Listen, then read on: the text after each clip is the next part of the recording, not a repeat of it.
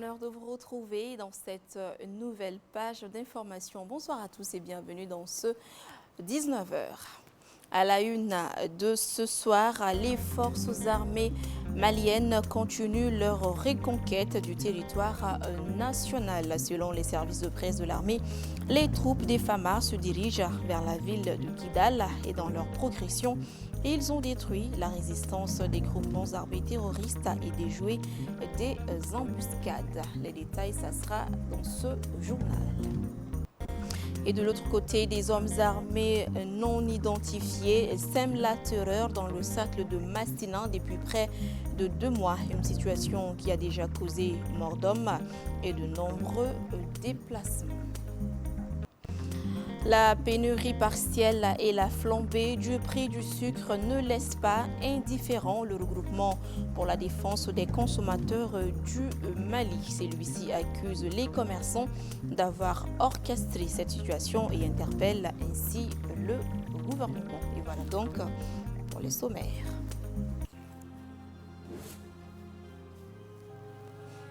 Bienvenue si vous nous rejoignez. Le mouvement politique et citoyen Ambiko a clôturé ce samedi la 2e édition de son hivernage tour pour l'assainissement dans le district de Bamako.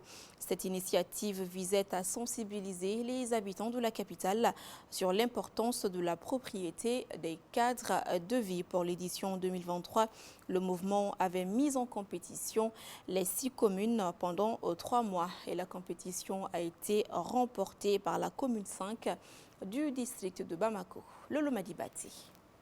Après 3 mois de travail acharné pour la promotion de l'assainissement dans la capitale, le mouvement Ambiko boucle sa 2e édition de l'hivernage tour. En plus de l'assainissement, cette initiative vise à démontrer l'importance de l'engagement citoyen dans la préservation de l'environnement. Tout en exprimant sa satisfaction suite à la réussite de cette édition, les responsables du mouvement ont invité les populations à plus d'engagement pour maintenir leur environnement propre. Ce fut une grande surprise, même pour le bureau national, car le bureau national a engagé une autre commission qui n'est pas de Ambiko pour faire le résultat, pour visualiser le travail des différentes communes. Et la grande surprise fut que la commune 5, qui était la dernière l'année passée, est la première cette année. Et je félicite toutes les communes et je leur demande de doubler l'effort pour l'année prochaine, Inch'Allah. Je suis très satisfaite parce que ce sont tous des membres Ambiko. Donc dans Ambiko, il n'y a pas de parti prise, quel qu'en soit le résultat, chacun accepte. Durant les 3 mois, l'hivernage tour a rassemblé la population autour d'une cause commune, renforçant ainsi le sentiment d'appartenance à la communauté et encourageant la participation citoyenne. Une initiative saluée par le maire de la commune 1. Et cette année, l'hivernage s'est passé très bien parce qu'il n'y a pas eu d'inondation ni en commune 1, ni en commune 2, ni en commune 3, ni en commune 4, ni en commune 5, ni en commune 6. Et si aujourd'hui c'est la clôture de l'hivernage tour et que la commune a eu l'honneur et le privilège de présider ici en commune 1, on ne fait que les remercier et les féliciter. La 2e édition de l'hivernage tour sur l'assainissement du mouvement Ambiko a été remportée par la commune 5 de Bamako. Elle a reçu des récompenses pour ses efforts en matière d'assainissement afin d'encourager les autres communes à suivre son exemple. Je vous l'annonçais tout à l'heure dans les titres, ces derniers jours, on assiste à une pénurie de sucre dans certains marchés de la capitale malienne. Notre reporter Amadou Diarra a fait un tour dans les 10 marchés et dans des boutiques pour s'en rendre compte. Il a ainsi tendu son micro à Mamadou Bédiara, chargé de presse du regroupement pour la défense des consommateurs du Mali. Et il affirme que ce sont les commerçants qui sont responsables de la situation car ils refusent d'appliquer les prix convenus. Il enchaîne en affirmant que les autorités doivent s'assumer en sanctionnant ceux qui s'adonnent à cette pratique. Je vous propose de l'écouter au micro de Amadou Diarra. Les commerçants ne respectent pas les prix.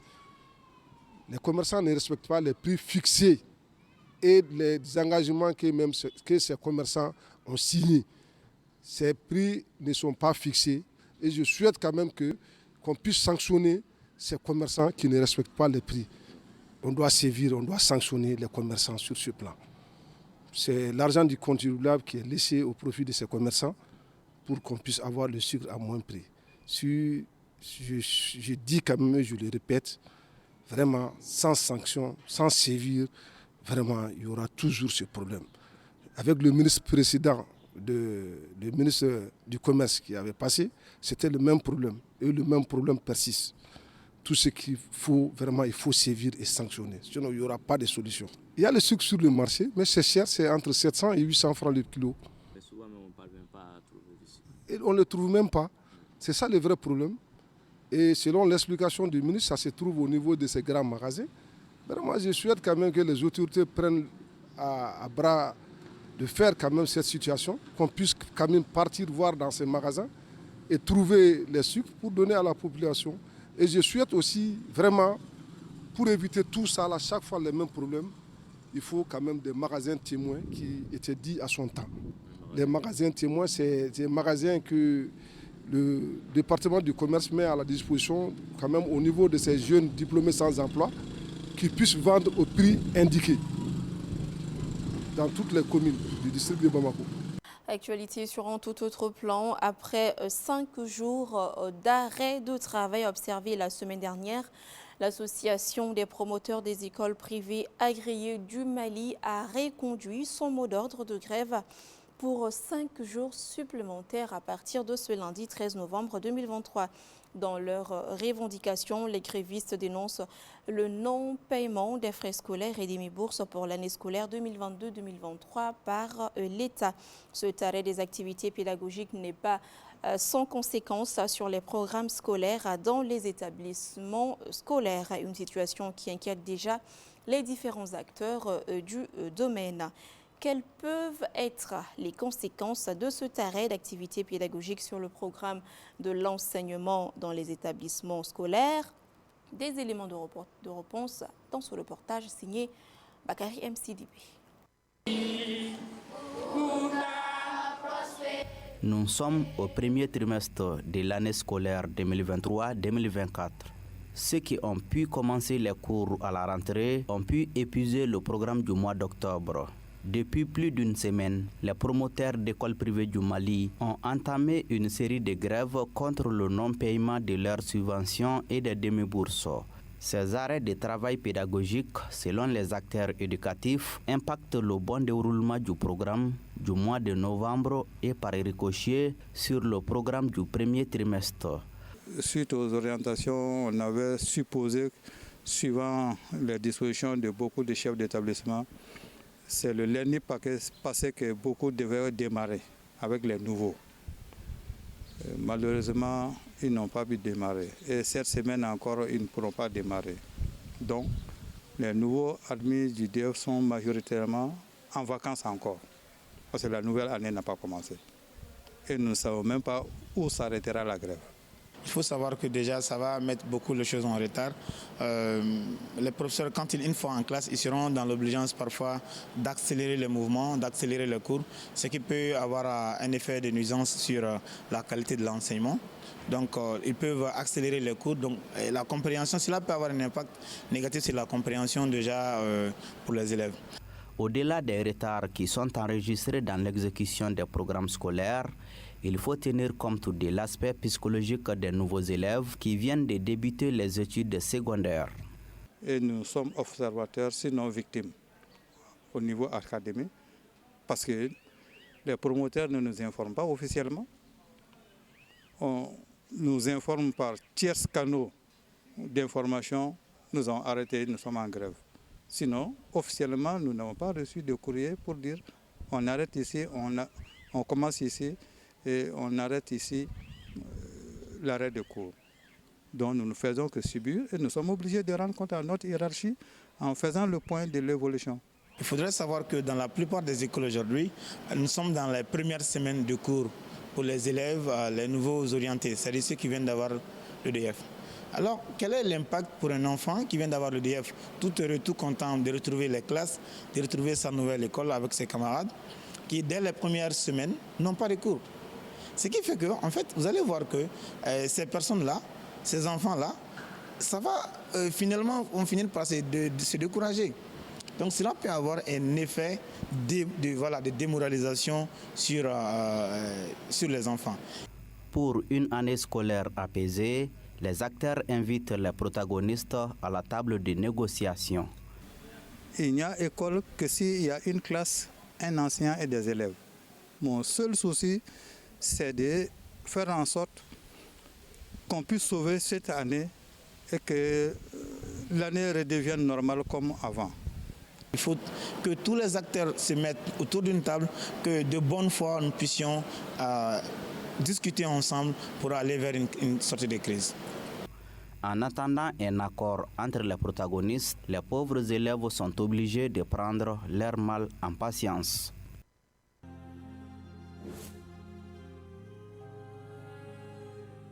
Et à présent, des échos de nos régions. Je vous l'annonçais en début de journal, le mouvement stratégique des forces armées maliennes pour la restauration de la souveraineté de l'État sur l'ensemble du territoire national se poursuit. Selon les services de presse de l'armée, dans leur progression, les FAMA ont détruit la résistance de groupements armés terroristes et déjoué des embuscades. Awassanogo nous en parle. Dans une de ses publications, les FAMA confirment leur avancée sur la ville de Kidal.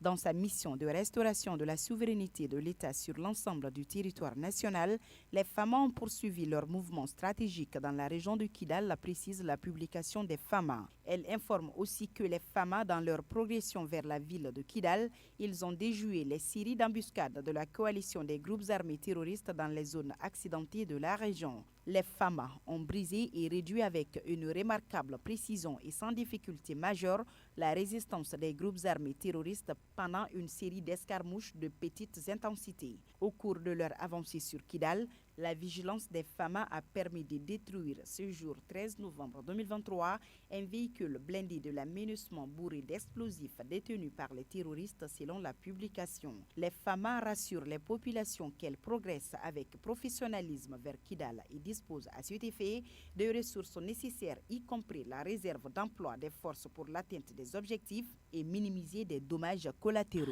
Et pendant ce temps, les terroristes sèment la terreur dans le cercle de Massina. Depuis quelque temps, des hommes armés sèment la terreur dans le cercle de Massina. Et selon nos confrères de Ségou Média, cette situation a déjà causé mort d'hommes, plusieurs villages incendiés et des milliers de déplacés. La Sinjakiti.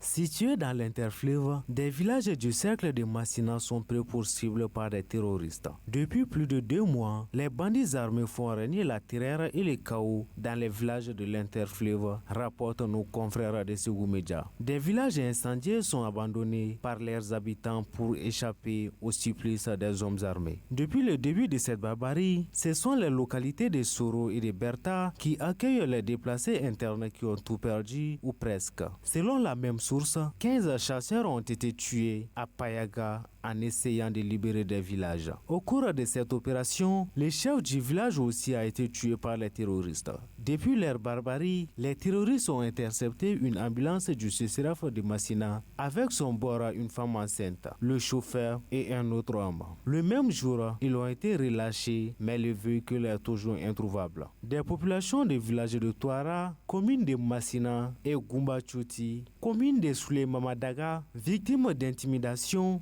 et des raquettes terroristes ont été obligés de fuir leur localité. D'autres ont assisté impuissamment à l'enlèvement de leurs animaux par les hommes armés. Cette situation qui a commencé il y a environ 2 mois a eu comme conséquence des milliers de déplacés, des champs incendiés, des greniers brûlés, des bétails enlevés et des familles endeuillées. Par ailleurs, faire le plaidoyer pour l'implication des femmes dans le processus de consolidation de la paix auprès des acteurs confessionnels. La question était au centre d'une rencontre ce samedi 11 novembre 2023 sur le site officiel des déplacés dans la région de Mopti, une initiative de l'Association des jeunes pour la citoyenneté active et la démocratie AGCAD en collaboration avec l'aide de l'Église norvégienne. Le compte-rendu est signé Moussa Traoré, Soumaïla Aya. Pour contribuer à l'amélioration de la participation des femmes et des filles dans le processus de consolidation de la paix, l'Association des jeunes pour la citoyenneté active et la démocratie AJICAD Mali, en collaboration avec l'aide de l'Église norvégienne, a donc décidé d'organiser cette séance de plaidoyer auprès des acteurs confessionnels pour une implication effective des femmes et des filles sur les questions de paix à Mopti. C'est une activité de plaidoyer en faveur des femmes bénéficiaires de nos centres de réflexe. Le centre de réflexe est un centre d'alphabétisation dont les femmes pendant 6 mois ont été accompagnées à travers les formations, apprendre à lire et à écrire en bambara et à faire des animations aussi en bambara. Donc c'est à la suite de cela, on a initié une activité visant à faire des plaidoyers en faveur des femmes et auprès des autorités religieuses, autorités religieuses et administratives pour l'implication effective des femmes dans la consolidation de la paix. Cet espace qui a été une occasion pour les femmes bénéficiaires du projet de s'exprimer auprès des acteurs confessionnels sur l'importance de la participation des femmes dans le processus de consolidation de la paix. Cette rencontre, ça nous a cultivé, ça a cultivé aussi les bénéficiaires, ça a cultivé tous ceux qui ont participé à cette rencontre. Et je félicite et remercie vraiment l'association AJICAD.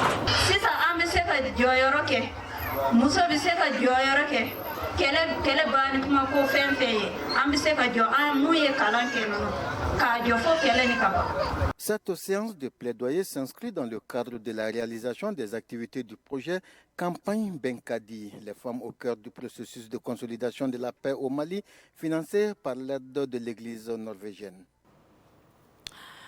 Un jeune d'une trentaine d'années, extracteur de sable, s'est noyé le vendredi dernier dans le fleuve Niger à Sébougou, dans le cercle de Ségou. L'information nous émane de nos confrères de Studio Tamani. Et selon des sources locales, la victime était accompagnée par 2 autres collègues. Les mêmes sources indiquent que la surcharge a fait couler la pirogue au milieu du fleuve. Le corps du jeune homme a été retrouvé ce lundi matin et son inhumation a eu lieu sur la berge du fleuve. Sport, football mondial U17 en infériorité numérique, le Mali s'incline face à l'Espagne. Réduit à 10 en fin de première période, le Mali a livré une belle opposition devant l'Espagne, mais les Aiglons ont fini par s'incliner pour leur deuxième sortie du mondial la U17. C'était ce lundi 13 novembre 2023. Le point, c'est avec Jelika Guindo. Et notre reporter sportif que vous venez d'entendre, Jelika Guindo, a remporté la 11e édition de la nuit AJCM Mopti 2023. Cette soirée s'est tenue ce samedi et lors de cette récompense des efforts et des motivations des journalistes sportifs maliens, notre collègue, bien sûr, Jelika Guindo, a remporté le prix du meilleur reporter sportif télé et le prix du meilleur reporter sportif. Toutes nos félicitations à notre collègue et nous allons bien sûr revenir là-dessus demain dans nos éditions. Et ce journal est terminé. Merci à tous ceux qui ont contribué à sa réalisation. Un grand merci à vous de l'avoir suivi. À demain, même heure, même chaîne.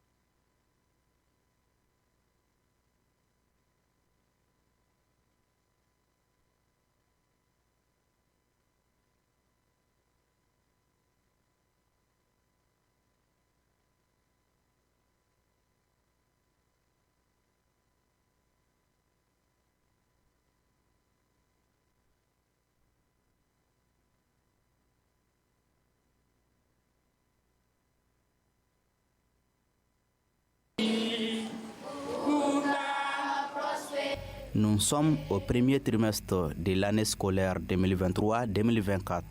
Ceux qui ont pu commencer les cours à la rentrée ont pu épuiser le programme du mois d'octobre. Depuis plus d'une semaine, les promoteurs d'écoles privées du Mali ont entamé une série de grèves contre le non-paiement de leurs subventions et des demi-bourses. Ces arrêts de travail pédagogique, selon les acteurs éducatifs, impactent le bon déroulement du programme du mois de novembre et par ricochet sur le programme du premier trimestre. Suite aux orientations, on avait supposé, suivant les dispositions de beaucoup de chefs d'établissement, c'est le lundi passé que beaucoup devaient démarrer avec les nouveaux. Malheureusement, ils n'ont pas pu démarrer. Et cette semaine encore, ils ne pourront pas démarrer. Donc, les nouveaux admis du DEF sont majoritairement en vacances encore. Parce que la nouvelle année n'a pas commencé. Et nous ne savons même pas où s'arrêtera la grève. Il faut savoir que déjà, ça va mettre beaucoup de choses en retard. Les professeurs, quand une fois en classe, ils seront dans l'obligeance parfois d'accélérer les mouvements, d'accélérer les cours, ce qui peut avoir un effet de nuisance sur la qualité de l'enseignement. Donc, ils peuvent accélérer les cours. Donc, la compréhension, cela peut avoir un impact négatif sur la compréhension déjà pour les élèves. Au-delà des retards qui sont enregistrés dans l'exécution des programmes scolaires, il faut tenir compte de l'aspect psychologique des nouveaux élèves qui viennent de débuter les études secondaires. Et nous sommes observateurs, sinon victimes, au niveau académique, parce que les promoteurs ne nous informent pas officiellement. On nous informe par tiers canaux d'information, nous avons arrêté, nous sommes en grève. Sinon, officiellement, nous n'avons pas reçu de courrier pour dire on arrête ici, on commence ici et on arrête ici l'arrêt de cours. Donc nous ne faisons que subir et nous sommes obligés de rendre compte à notre hiérarchie en faisant le point de l'évolution. Il faudrait savoir que dans la plupart des écoles aujourd'hui, nous sommes dans les premières semaines de cours pour les élèves, les nouveaux orientés, c'est-à-dire ceux qui viennent d'avoir le DF. Alors, quel est l'impact pour un enfant qui vient d'avoir le DF, tout heureux, tout content de retrouver les classes, de retrouver sa nouvelle école avec ses camarades, qui dès les premières semaines n'ont pas de cours. Ce qui fait que, en fait, vous allez voir que ces personnes-là, ces enfants-là, ça va finalement, vont finir par se décourager. Donc cela peut avoir un effet de démoralisation sur les enfants. Pour une année scolaire apaisée, les acteurs invitent les protagonistes à la table de négociation. Il n'y a école que s'il y a une classe, un enseignant et des élèves. Mon seul souci, c'est de faire en sorte qu'on puisse sauver cette année et que l'année redevienne normale comme avant. Il faut que tous les acteurs se mettent autour d'une table, que de bonne foi nous puissions discuter ensemble pour aller vers une sortie de crise. En attendant un accord entre les protagonistes, les pauvres élèves sont obligés de prendre leur mal en patience.